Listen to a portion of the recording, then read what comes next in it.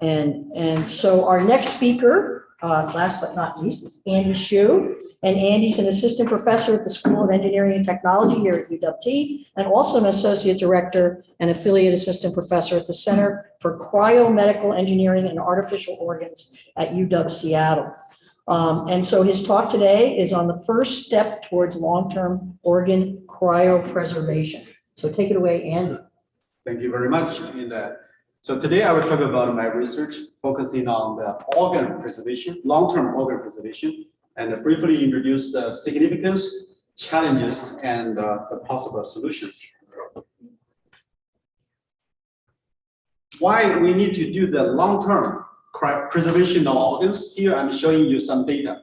So I think everybody knows that we are facing to the organ shortage crisis, right? Every time we renew our vehicle cap, so we are asked if we can be the organ donor, something like that.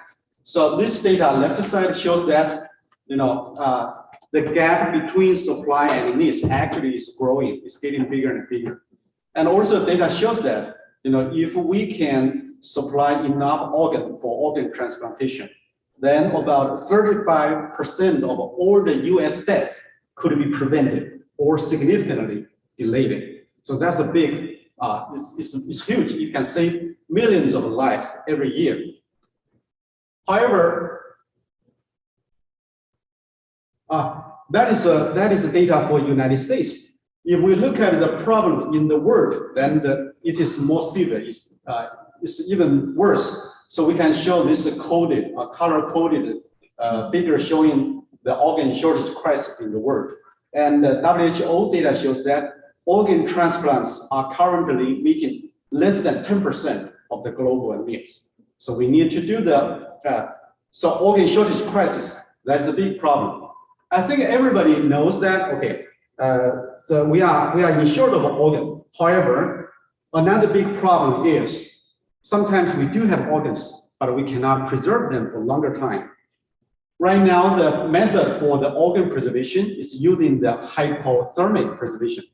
That means we preserve the organs above 0 degrees Celsius without any ice formation, because ice will kill the organs. So by such kind of a method, those organs can only be preserved for hours. For example, the longest time is for kidneys. That's only 24 hours. It's a big challenge.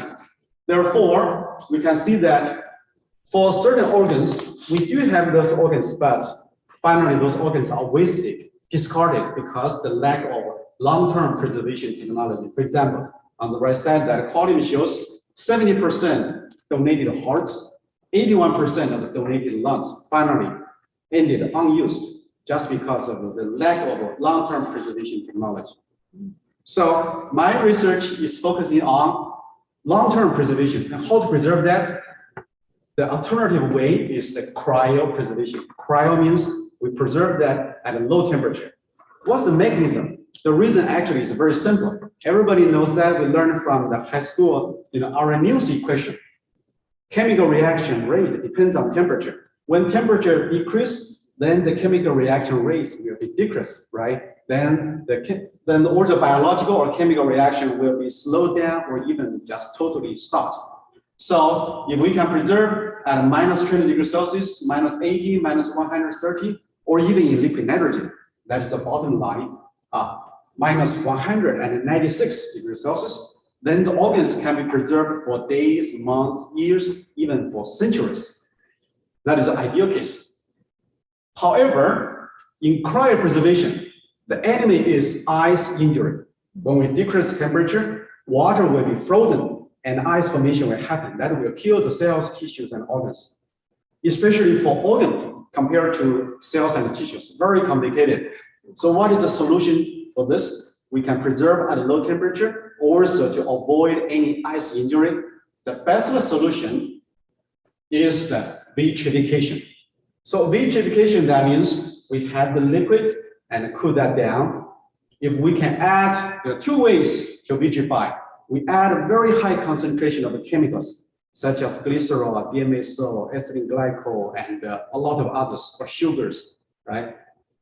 And we can avoid crystallized phase. So crystallization, that's very bad. That's lethal because ice formed. But on the other side, we can achieve the vitrification, like a snapshot of a liquid state, like a jelly, that's classified state, without any ice. That is the best for us. Okay, so we need a high concentration of chemicals. Also, we need to cool that down with high cooling rate. But that's not easy. This is probably the only way for long-term preservation for organs. However, in order to achieve that, a lot of challenges here.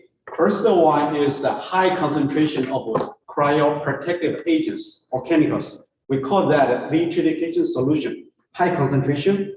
We need to load those kind of vitrification solution to organs before cooling.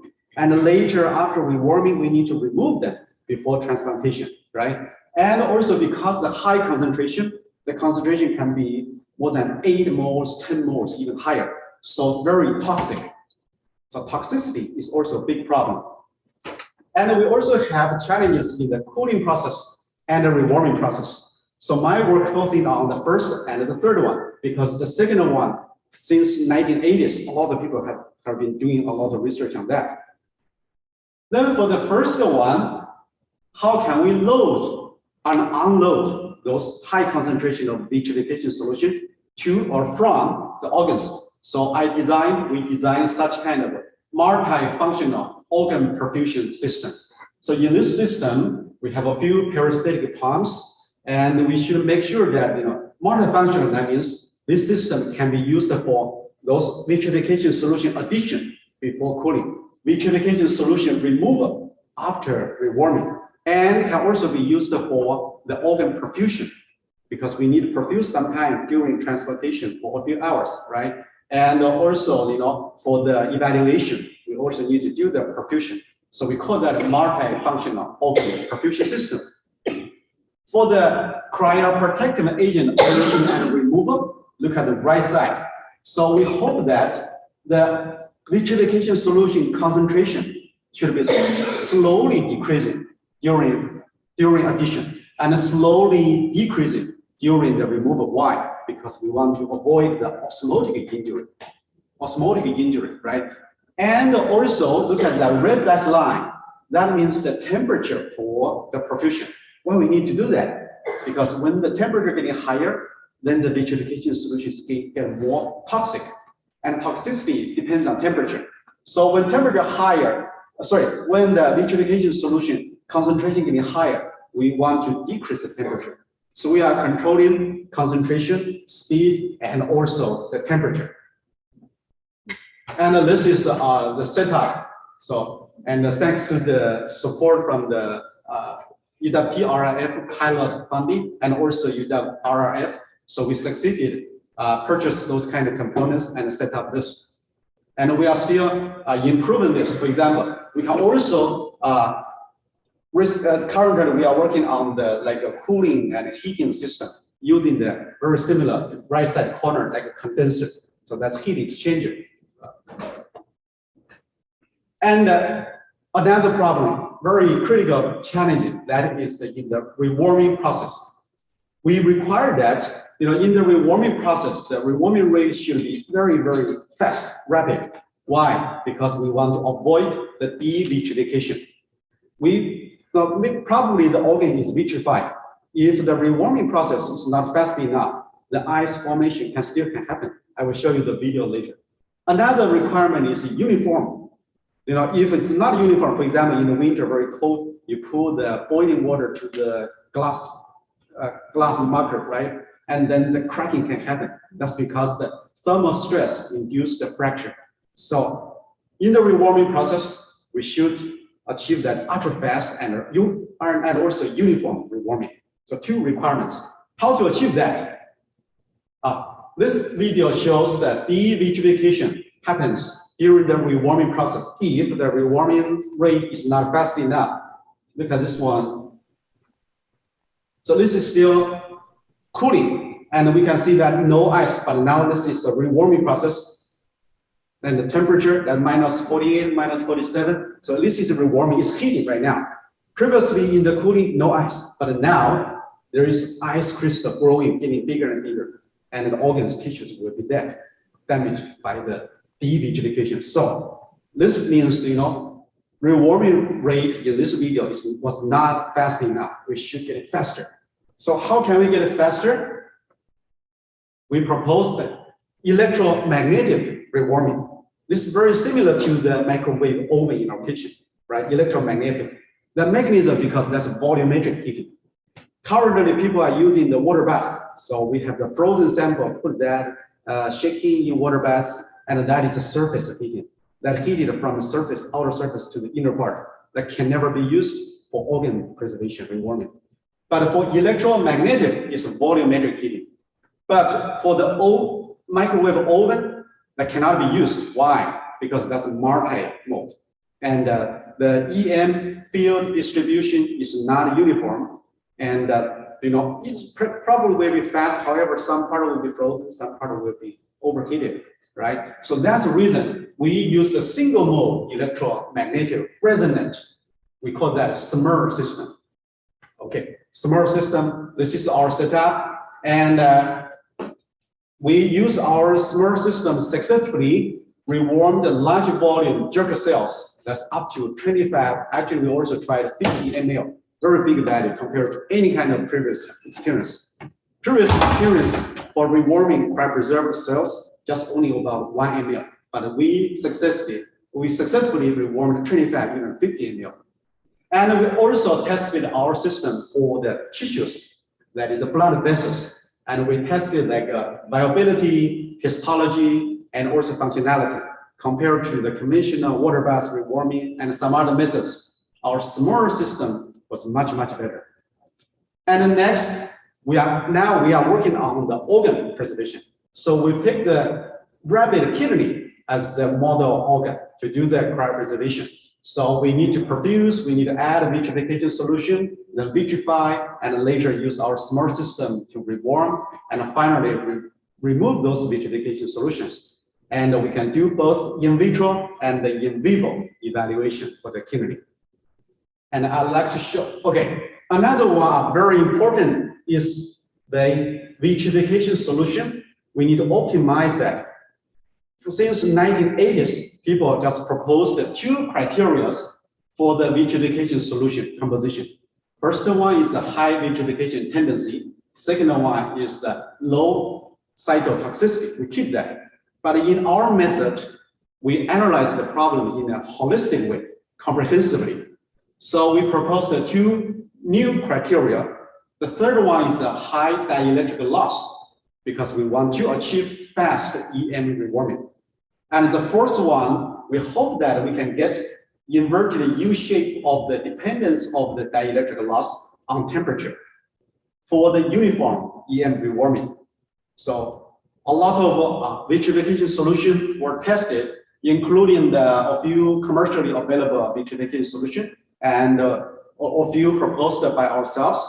And for example, the first DEPVP, that is the blue line.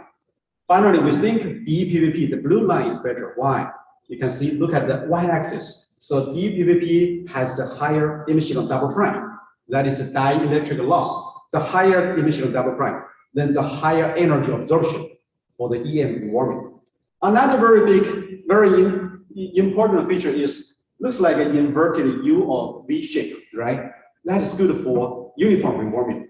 If we pick something like a linearly increasing, that means when temperature getting higher, so some parts in the organ has a higher temperature. Higher temperature has a higher emission of double prime, has a higher EM energy absorption. So these some things like a positive feedback. So the hotter part has a higher energy absorption. It will be heated faster, getting higher and higher.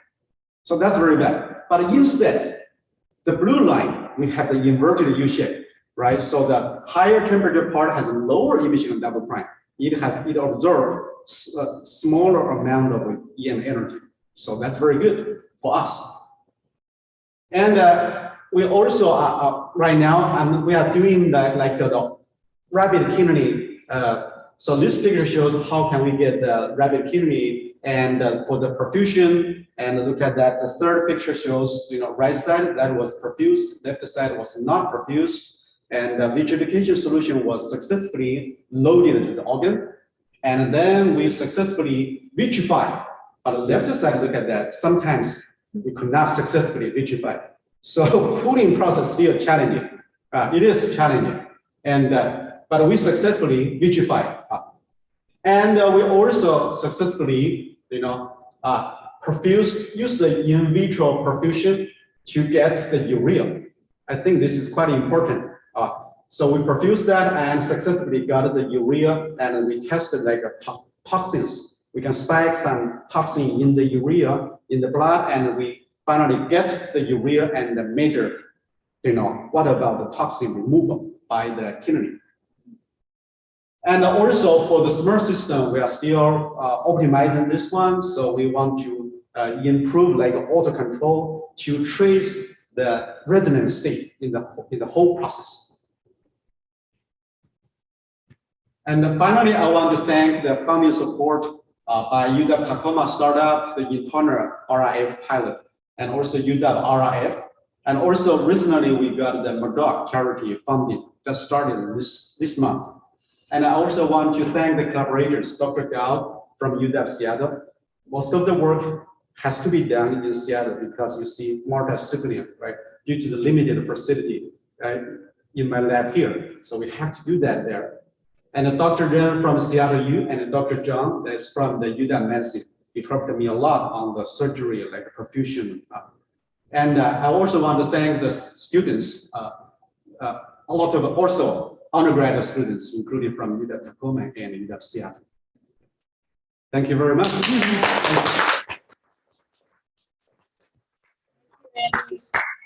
We have just a quick question for Andy as we close this up. I just want to say, I'm someone who spent a lot of years running with beer coolers to helicopters with organs, and I just want to say that this is going to change the lives. Thank you for this work. We really, yeah, and we look forward. And could you? I'm kind of old, so when I need an organ, could you guys speed it up? So that'll be available. But thank you. Thank you. Thank you for this work. The good thing, Christine, is very ambitious. So he is working on getting lots more funding to continue his work. Military was definitely, I was reading something the other day, Yes. but I don't know how working in the military would be, but. Then the application here, we pick the rabbit kidney, right? So this is just a modern organ. Actually, we have applied for cellular therapy because cellular therapy, people said that we need a big dose of immune cells, not like a 1 or 2 ml, Right. generally 50 ml, right? So for that, we also need to cool and rewarm smart system to work that, right? And for some other organs, a lot of other organs, like testes, ovary, for the kids. For the kids, they are not mature, but they have cancer. They need to do that like a chemotherapy, right? So they have no sperm, they have no oocyte. So we need to preserve them, the whole testis or whole ovary. Wow. And a lot of other applications.